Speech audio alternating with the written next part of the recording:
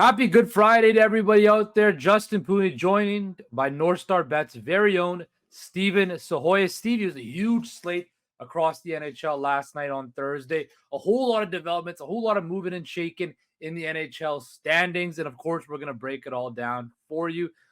Let's start off in the East. The Toronto Maple Leafs had a disappointing game against the New Jersey Devils on Tuesday. Bounced back with a big win over the Washington Capitals.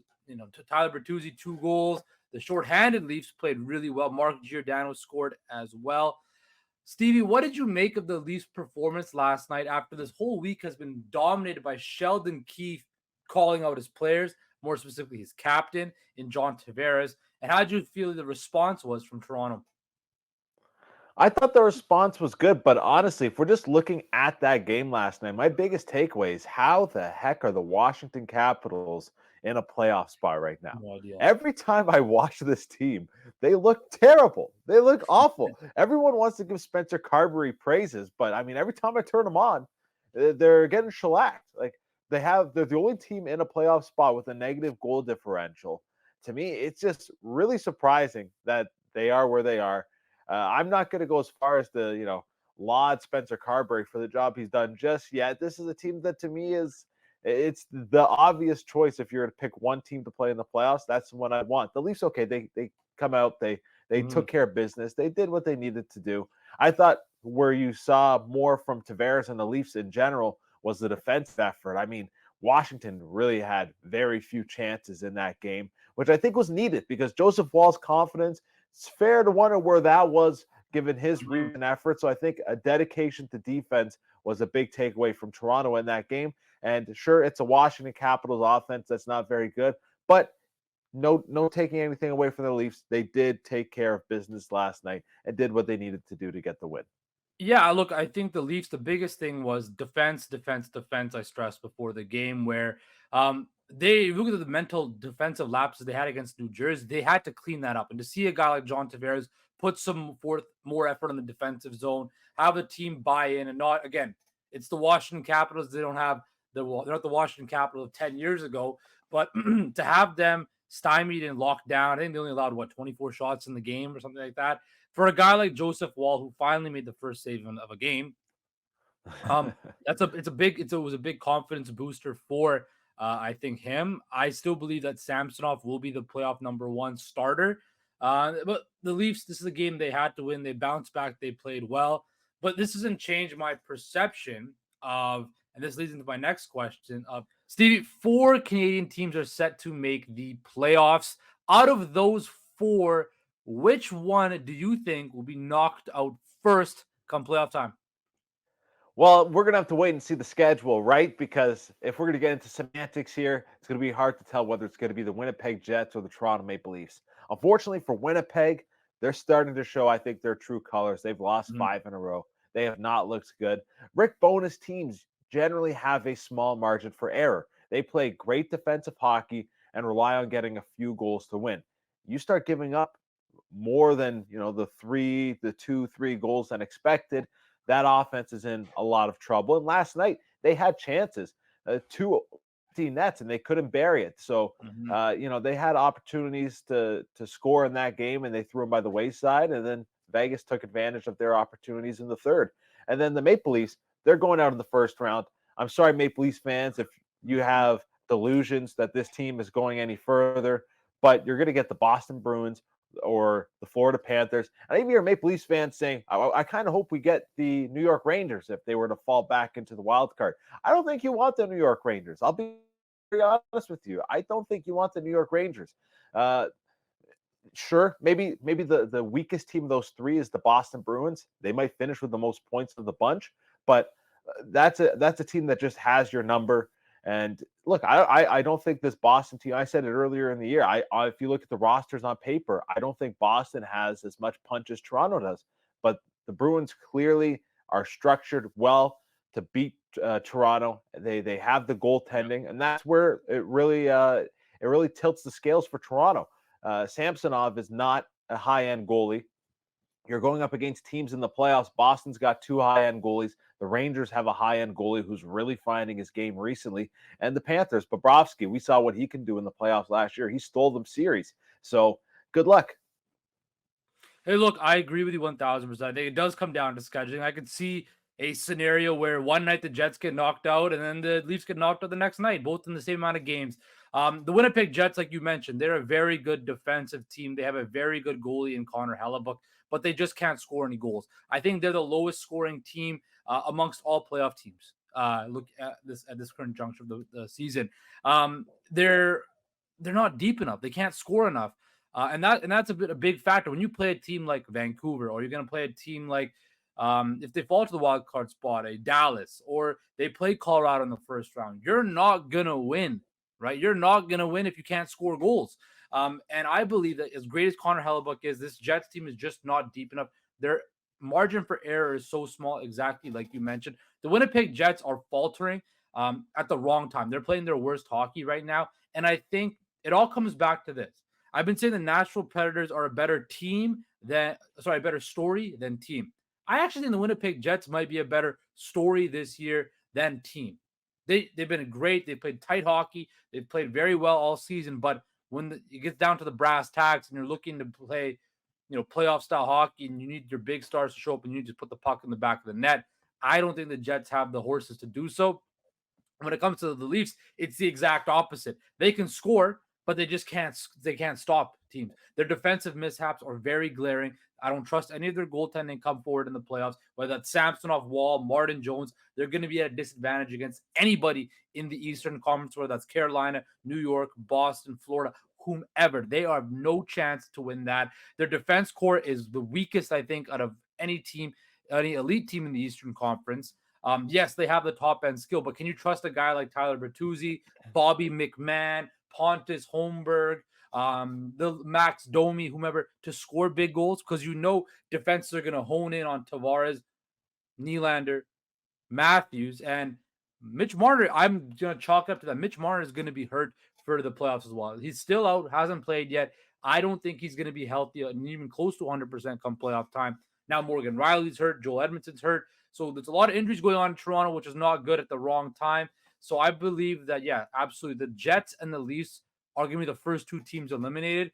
I see them both losing in 5-6 games in the first round. I don't think any of them have the ability, either team, has the ability to push a team 7 games. If either team they match up against plays to their full strength. Yeah, and this is the thing. When I'm looking at teams to bet on to win the Stanley Cup, the teams I've got futures on, and I like to be transparent about this, I've got the New York Rangers, the Dallas Stars, the Tampa Bay Lightning, and the Edmonton Oilers. I also got a little bit on the Detroit Red Wings as well. We'll see if they make the playoffs.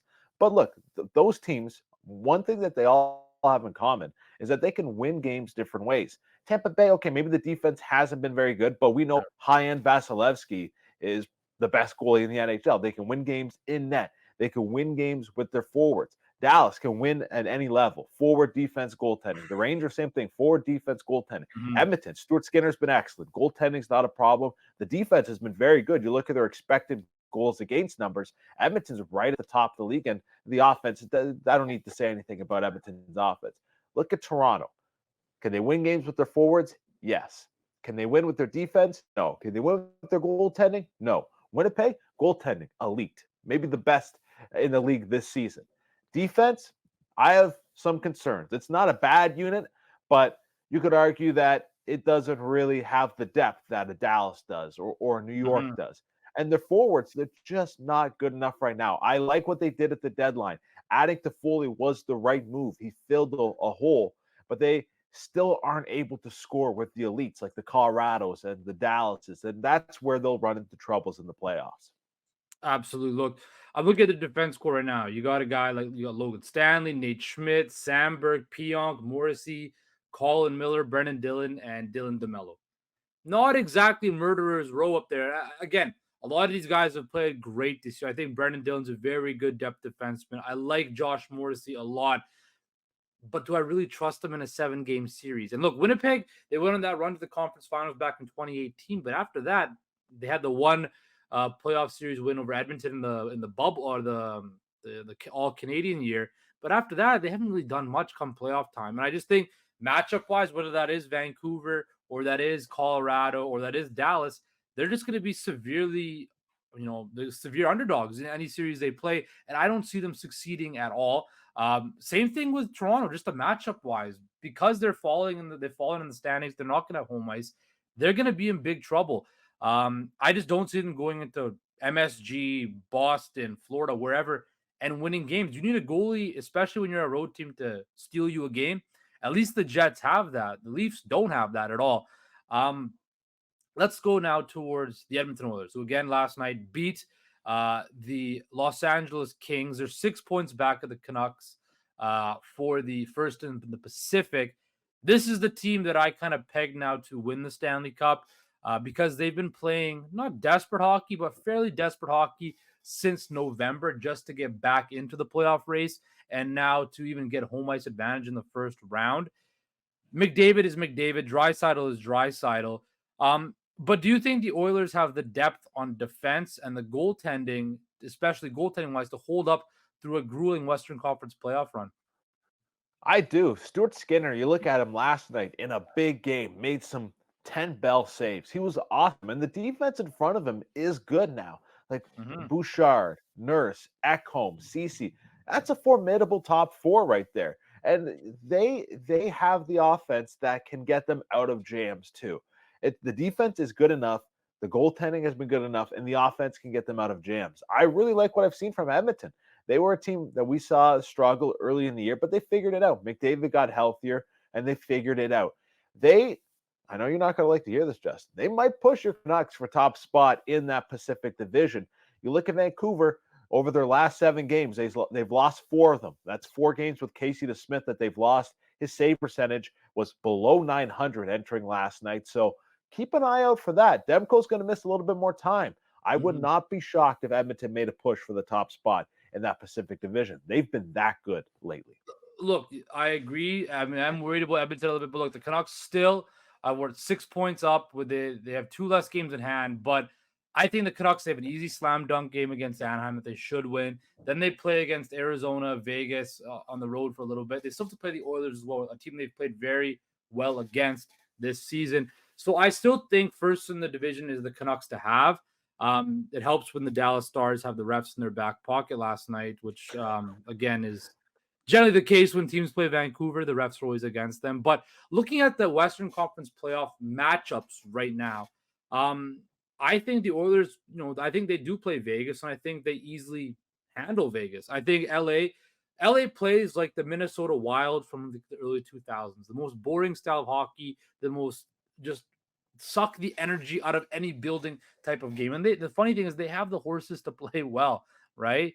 I think a team like Nashville, it would not surprise me whatsoever if Nashville catches Winnipeg to get the third and final spot in the Central Division.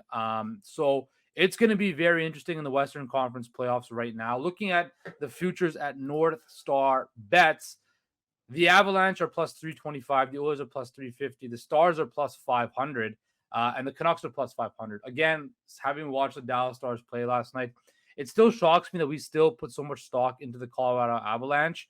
The goaltending there is just not good. Dallas can play so many different ways. And again, I feel like every week we talk about that the Dallas Stars do not get enough respect as legit contenders in the NHL and the Western Conference.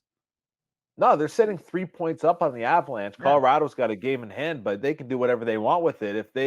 If Dallas doesn't falter down the stretch, Dallas is going to get first in the division, and they're going to get a wild card team in the first round and have home ice against the Avs in a potential series. So if you're telling me which team am I going to bet to win the Western Conference, I'll take Dallas at plus 500 over the Avs at plus 350. I think that just makes a whole lot of sense. Dallas has been the most consistent team in that division, I think, from start to finish. Colorado's had ups and downs, and they've struggled on the road. That's why that home ice advantage is key. Colorado having to go on the road, not holding that altitude advantage that it does over other teams, that's a big factor. And last night, we saw a good New York team went in there, a close game, but wins in a shootout. They're not unbeatable against these top-end teams. McKinnon's point streak comes to an end at home I really do like what I've seen from Dallas and Colorado. I can't say I haven't liked what I've seen from them either. They've been a solid team. But if you're going to tell me I can get Dallas at that number versus Colorado at that number, make it make sense to me, please. Where's the big gap? They don't have a McKinnon, Dallas. Sure, they don't have a McKinnon, but you don't need a McKinnon to win the Stanley Cup.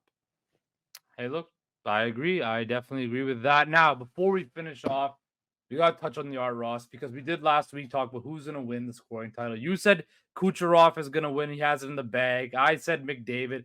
And looky, who had 3 points last night? Who is 2 points away from the lead in the NHL points race? Connor McDavid. Stevie, are you going to stick with Kucherov or are you going to join me on the McDavid train to win the Art Ross? There's no flip-flopping here. I'm sticking with All right. Kucherov.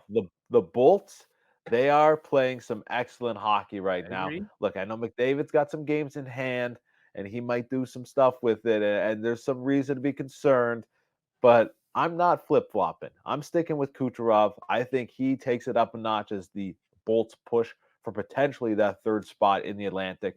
Give me Kucherov. Okay, I'm just gonna say I gave you a chance. You can join us on the good side with McDavid. If you want to stick with Kucherov, stick with Kucherov. I'm riding with McDavid. He's in a slam, over 100 assists in this season, and he's gonna win the Art Ross Trophy. Stevie, my man, thank you so much. We will talk again next week, and enjoy the weekend, the long weekend of NHL hockey. Yeah, thanks for having me, Justin. Enjoy the weekend. Happy Easter to everyone who's watching. Appreciate you tuning in.